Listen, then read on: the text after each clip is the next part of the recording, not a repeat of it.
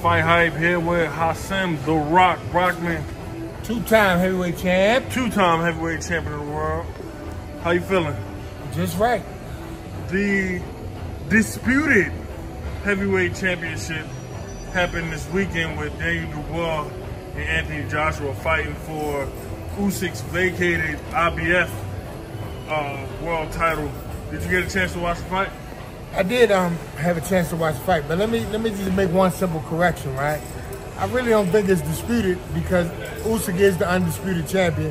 Nobody beat him, and until somebody beat him for the title, he's undisputed. So now we can go on for about this. That's why I said the IBF title is disputed. No, there ain't no dispute in it.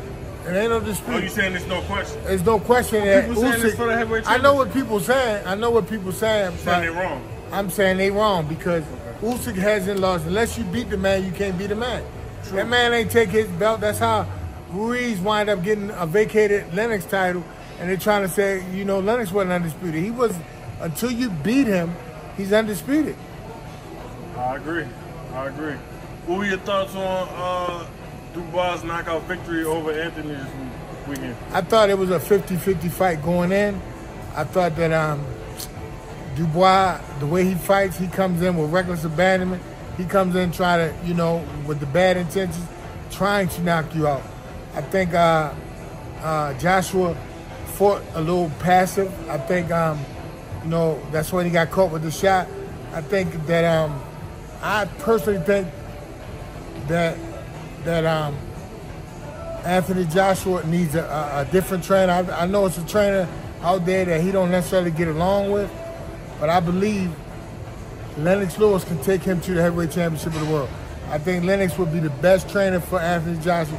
So whatever little discrepancies or disagreements they got, I think they put that to the side and make an all-British dream team and go back and reclaim that title for the third time. I think Lennox is the man for Anthony. I know Lennox is trained. I know Lennox would do this. And I think they would create a dream team together. Now, what weapons do you think Lennox will bring to Anthony in order to go ahead and get that rematch and avenge that loss? What does he bring to Anthony's game? What does Lennox Lewis bring out of Anthony Joshua to elevate his game to that next level? Well, the most important thing is experience.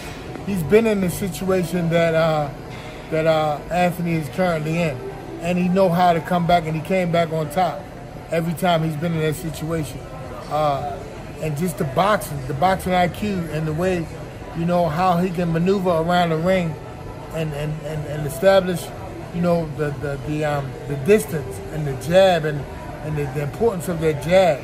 I think Lennox perfected it, and I think Lennox would be the ideal man for Anthony Joshua to go back and reclaim that three-time heavyweight championship. We're not going to talk about these steroids. Oh, yes, you did. You was telling me earlier something about the PED, PED use, a way to stop the PED use in boxing, because we've seen a lot of people abusing that and you know, pretty much getting away with PED use. What's your take on? Let us hear your take on how to stop PED use in boxing. I believe the way you stop PED use is, number one, when you get caught using PEDs, it's a loss, it's not a no contest, right? And number two, I believe that when you're taking a test, I believe that you should get 20% of your purse fight night, and then when the test come back, if it's all clear, you get the remainder 80% of your purse. If it's not, the commission and the fighter who you victimized by using PED get to chop up your money. Because if not, they gotta. What is the alternative? How do you stop somebody from using? Because it's a free roll form. All right, I got a no contest and I got all this money.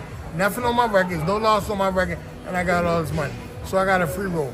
So as long as you keep allowing these fighters to get a no contest and a big bankroll, why would they stop?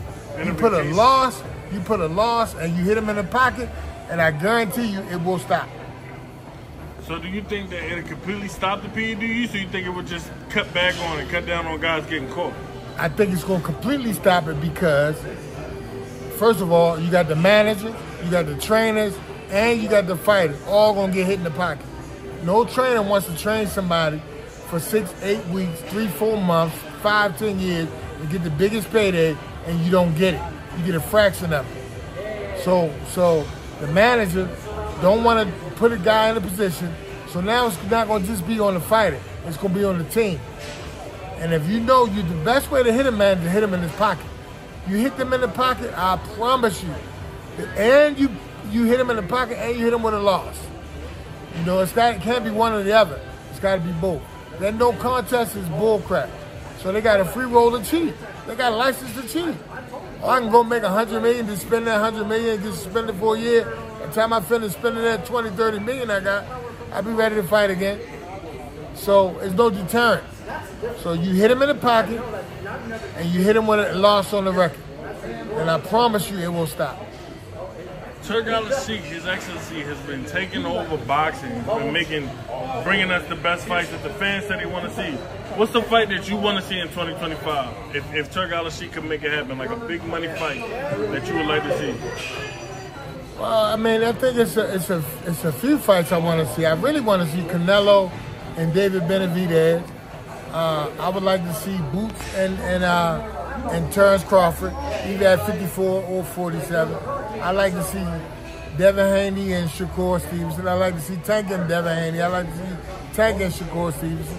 I like to see some of these younger guys, if they make it financial sense. Some of these younger guys, like I like to see Abdullah Mason and Emilio Vargas and Carmel Moon. I like to see some of these younger guys get it on early. If the money is there, why not? Okay, last question for you. If you could go back to your prime, when you was in your prime shape, your prime condition,